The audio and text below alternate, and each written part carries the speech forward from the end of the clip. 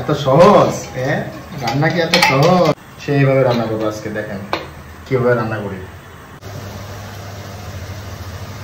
আজকে রান্না করতেছি ডাউল। পেঁয়াজ মরিচ কাটা হয়ে গেছে। ফ্রিজে ছিল এই মাংস। যে কিসের মাংস আমার জানা নাই, গরু না খাসি এটা জানি না। তোমরা অবশ্যই যারা ব্যাচেলার আছো ফলো করো। আলু দিয়ে মাংস রান্না করব। পেঁয়াজ মরিচ ব্লেন্ডার করে তারপর রান্না করতে চলে যাব 4 ঘন্টা করে। দেখ বেটা কি হয়ে গেল, কি একটা জ্বালা। রান্না করা এত সহজ, ডাউলের মধ্যে ঢুকে গেছে। মাংসের সাথে ডাউল হবে না তা কি আর হয়? সব ধরনের মশলা দেওয়া আছে, কাঁচা মরিচ, পেঁয়াজ, রসুন, এই যে মশলা মরিচ সব দিয়ে এখন ব্লেন্ডার করে নেব। মাংস রান্না করার জন্য সেইভাবে রান্না করবো আজকে। দেখেন কিভাবে রান্না করি।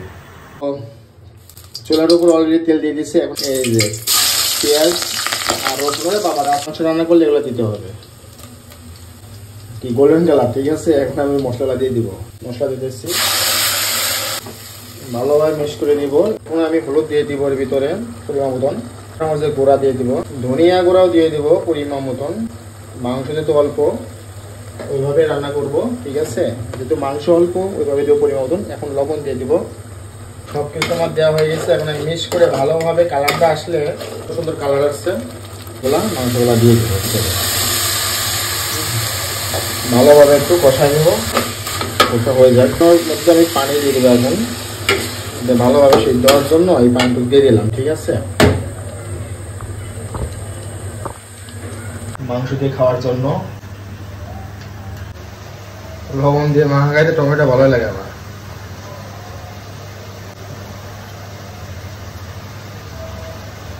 সালাদ করা হয়ে গেছে। মাংস নিয়েছি, খায় দেখবো সিদ্ধ হয়েছে কিনা, ঠিক আছে।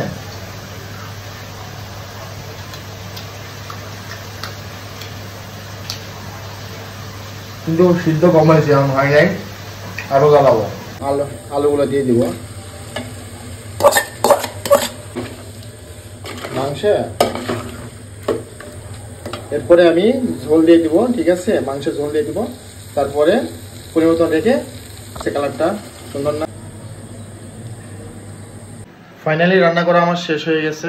মাংস রান্না করা, মাংসর কালারটা কেমন আসছে অবশ্যই দেখবেন, ঠিক আছে। তো যেহেতু রান্না করা শেষ হয়ে গেছে, এখন আমি গরম গরম ভাত দিয়ে এই তরকারিটা, মাংসের তরকারিটা খেয়ে দেখবো কেমন হয়েছে। সো ভিডিওটা অবশ্যই দেখবেন শেষ পর্যন্ত, ঠিক আছে। একটা লাইক আর কমেন্ট করবেন, এড়িয়ে যাবেন না। দেখুন কালারটা এমন হয়েছে, দেখছেন কত সুন্দর, টকবক টকবক করে ফুটতেছে। হ্যাঁ, কত সুন্দর না? তো এখন আমি খেয়ে দেখবো আসলে আমার তরকারি রান্নাটা কেমন হয়েছে।